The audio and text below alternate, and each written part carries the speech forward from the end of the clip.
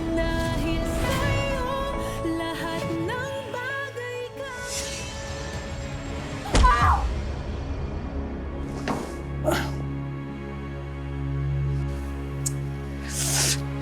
Sayang. Magiging hipag pa naman sana kita.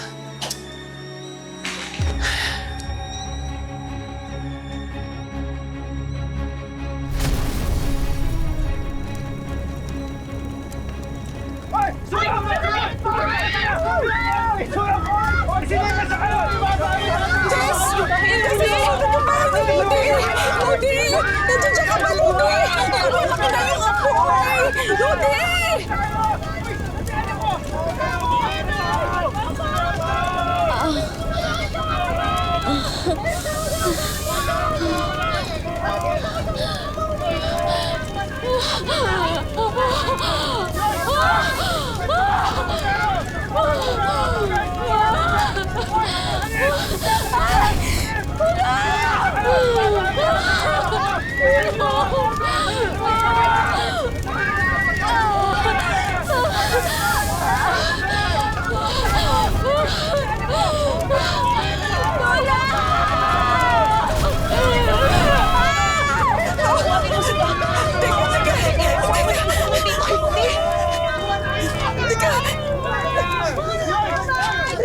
Ano, Kap? Kap, nasusunog po yung bahay ni Ludi. Opo, magpunta na po kayo ng bumbero. Lumalaki na po yung apoy. Opo, bilihan niyo po ako.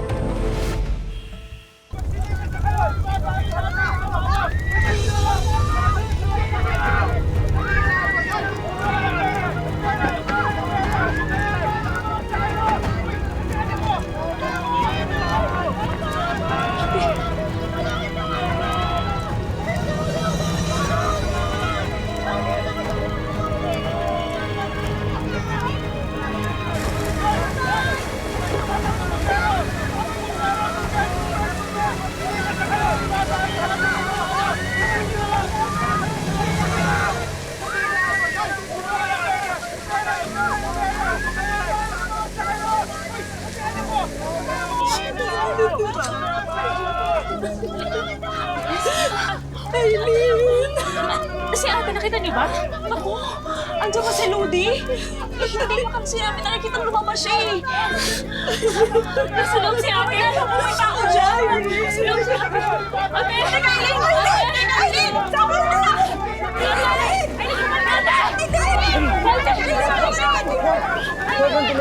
Kinalawag mo ako. Kailangan ko iligtas si ate! Ate! Ate! Tulungan niyo kami! Tulungan niyo kami! Ate! Tingnan mo ko ano ba? Hindi ano ba? Ate! Ate! Tulungan mo na naman mo! Bilis! Ate! Si ate kailangan mo siya! Ate!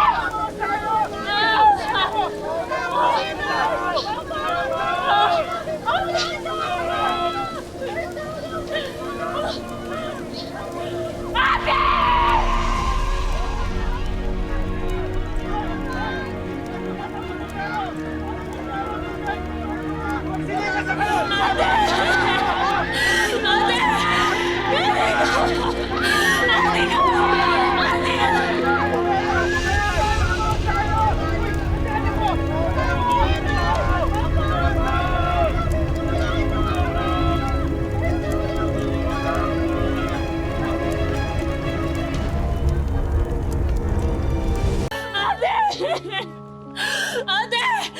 Ate ko! Ate ko! Ate ko! Ma'am, grabe yung pagkasunog. Dadalhin ho namin sa morgue. Kung gusto nyo, sumama na lang ho kayo. Okay, dali.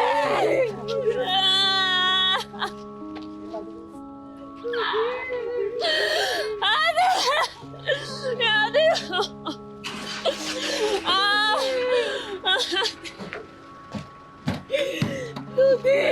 Ate!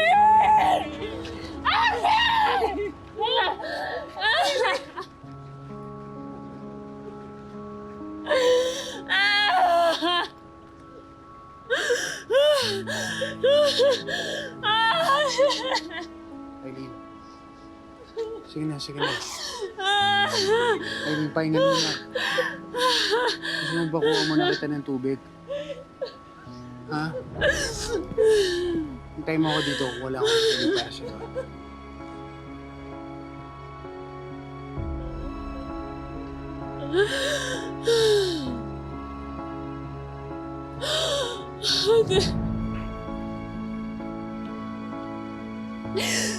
Ate, hindi na lang ako pumayag na umalis ka pa. Hindi nangyari. Ate, sorry!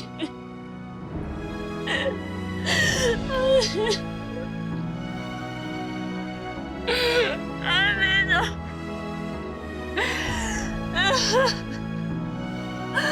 Ate, sorry!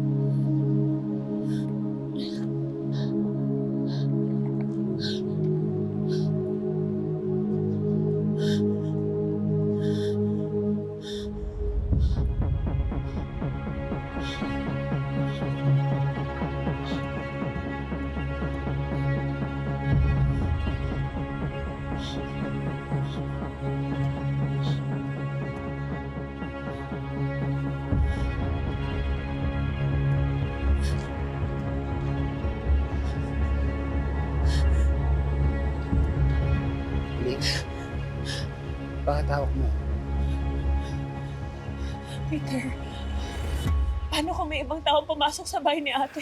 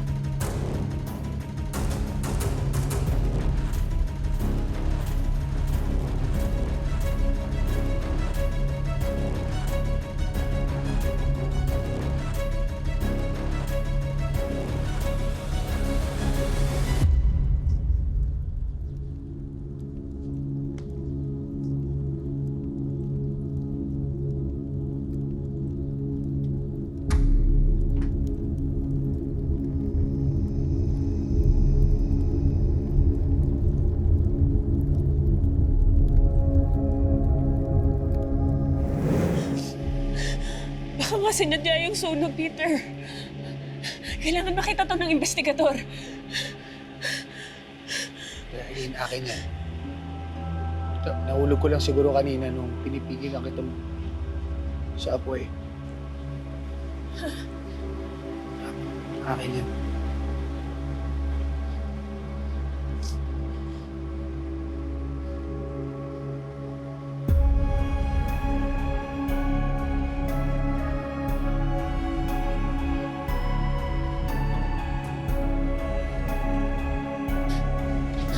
Aileen,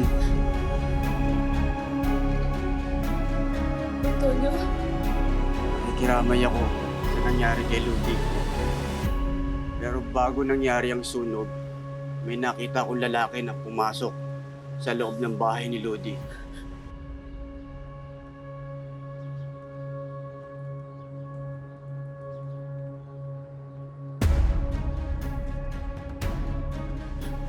Totoo po. Yun yung nakita ko.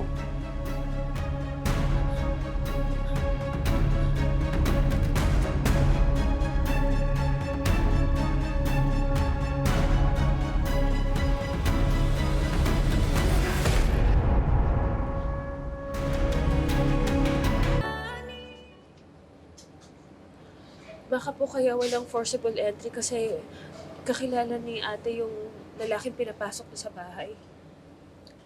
Kaya niyo po bang panindigan sa korte ang iyong salaysay na may nakita po kayong isang lalaki na pumasok po sa loob ng bahay ng biktima? Oo naman po, sir. Mabait po na kapitbahay si Lodi. Kawawa naman po, hindi mabibigyan ng hustisya. Hoy, Tonyo! Andiyan ka lang pala. Di ba sinabi ko naman sa'yo na pumirmi ka na sa bahay? Aling Tess, may nakita daw po si Mang Tonyo na lalaki na pumasok sa bahay ni ate bago nagkasunog. Ano? Uy, Tonyo! Anong kalokohan na naman to? Napapabilig ka na naman ba? Eh, lasing na lasing mo to kanina nung umuwi ng bahay eh. Nahimasmasan na lang ho to nung ginising ko bigla dahil sa sunog. Totoo po bang lasing kayo kanina? Sir, medyo nakainom lang po, sir. Ano medyo? Halos gumapang ka na nga pauwi ng bahay. So, posibleng guni-guni niyo lang yung inakala niyong nakita niyong lalaki. Uy, Tonyo, tinatanong ka ni Sir. Sir, parang totoo kasi yung nakita ko, sir eh. Parang, hindi ka sigurado? Sir, mapasensya niyo na itong asawa kong to. Kilala to. Kung ano-ano lang kabalastugan ang pinagsasabi nito paglasing. Pero paano po kung nagsasabi siya ng totoo? Ako ma'am, mahihirapan po tayo sa korte na mapatunayan kung siya lang po ang witness ko. Anong korte-korte? Tingnan mo, Tonyo, ipapahama ka talaga dyan sa pagiging lasenggo mo eh. Tara na nga! Eileen, condolence. Condolence. Hoy, tara na! Tara na! Sino ka talaga? So far, wala pa rin po tayong mabigat na ebidensya na makapagsasabing sinadya nga po ang sunog. Bayaw ka po muna kayo. Sige po ma'am, maiwan po namin kayo.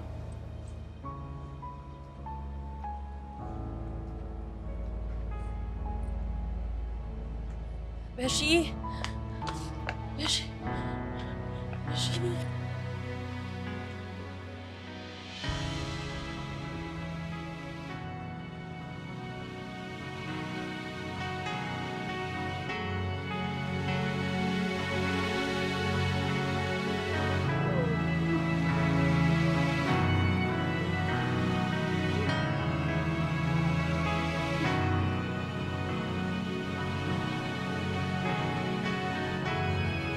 Kasi po sa initial investigation namin, ma'am, wala namang nakita na posibleng arson nga yung nangyari. Pero paano po nagkasunog?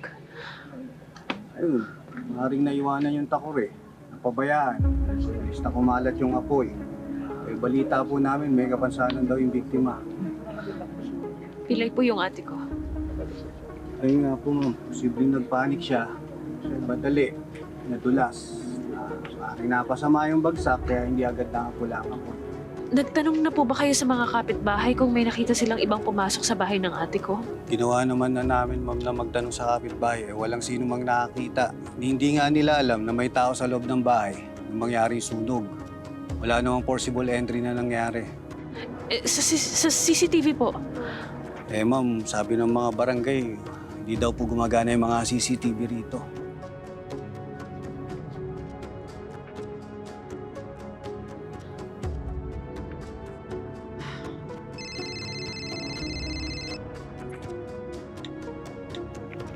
Peter, this better be good news. Patay na si Lodi as you wish. OMG! Really? Tell me the details. Hindi sinunog ko. Nakuha mo ba yung phone mo? Hindi Pero malamang kasama naman yun sa nasunog. Doon lang naman niya pwede itago yun sa loob ng bahay. Nagsasabi ka ba ng totoo or just pulling a prank on me? Gusto ko ng proof na patay na siya. Bakit naman ako magbibiro? Ipatay na nga yung tao. Nandito ako sa loob ng crematorium nga ngayon. Peter? Sino yung kausap?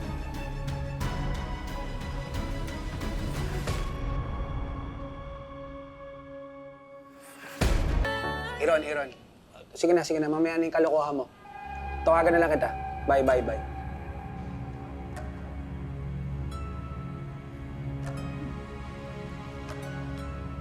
Good job, Peter. Good job.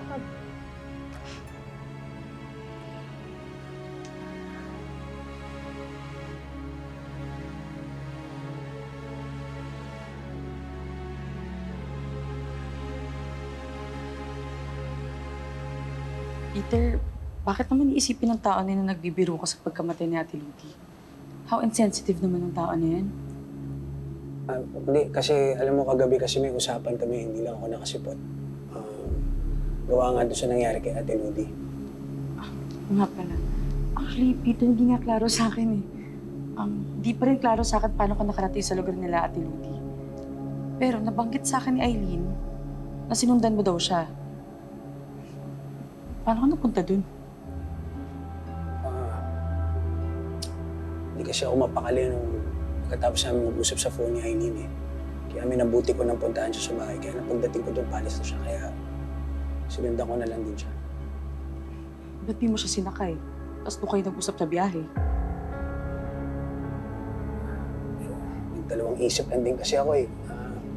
Ayoko kasing isipin ni Eileen na parang sinustok ko nga siya. Kaya inisip ko naman gabing-gabi na ayoko naman mapahamak si Eileen ulit. Kaya sumunod na rin ako. Pasensya ka na, Eileen ha. Pero actually, mabuti na rin na nasundan mo siya. At least, napigilan mo siyang sumubo dun sa nasusunog na bayan ni Ate Ludi. Pero baka nga mas mabuting hindi ka na dumating at hindi mo ako pinigilan, Peter. Para kung hindi ko man nailigtas si ate, at least magkasama na kami ngayon. Sama-sama na kami nila Malaya. Siya naman sabihin yan. Eileen, mo naman ganyan. Malulungkot kami pag nawala ka. Pero ano bang silbi ng buhay ko? Kung isa-isa namang nawawala yung mga mahal ko. Narurusahan ba ako ng Diyos?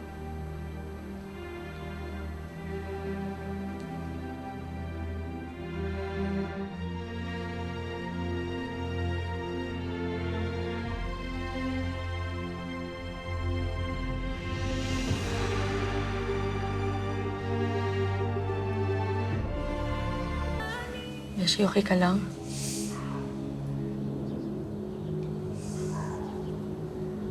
Beshi, meron pala ako sasabihin sa'yo. Pero huwag kang magalit, ha? Tinext ko kasi si Mandy tungkol dun sa nangyari kay Ate Ludi. Para ano? Para sabihin niya kay Bobby? Beshi, may pinagsamahan sila. Pag-in mo sila, di ba? Nung iniwan ako ni Bobby para sundan sina Alexa at 30 sa Amerika, tinalikuran niya na rin si Ate Ludi. Tapos ngayon gusto mong kaawaan niya ako dahil sa pagkawala ni ate. Beshi, yung akin lang naman. Ako kasi magdamdam si Bobby pag nalaman niya hindi man lang siya nasabihan. Kapal naman ang mukha niya kung siya pa tong may ganang masaktan. Pinili niya sina Alexa at 30. Wala na kaming pakialam sa isa't isa. At wala na siyang magagawa o kahit na sino sa pamilya niya para pag-aamin ang loob ko. Pwera na lang kung kaya ng buhayin si Ate Ludi.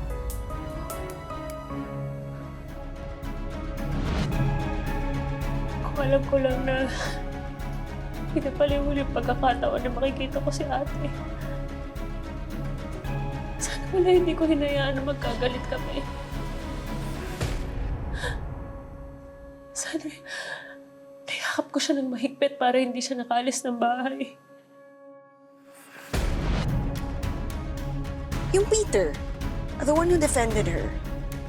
Alam ko yun yung ex-boyfriend ni Alexa. Ano yun, gumaganti siya kay Bobby at Alexa? Wow, such cheap revenge. What happened to you, Eileen? Hindi ka na marunong lumispeto! Dahil hindi ka karespe-respeto!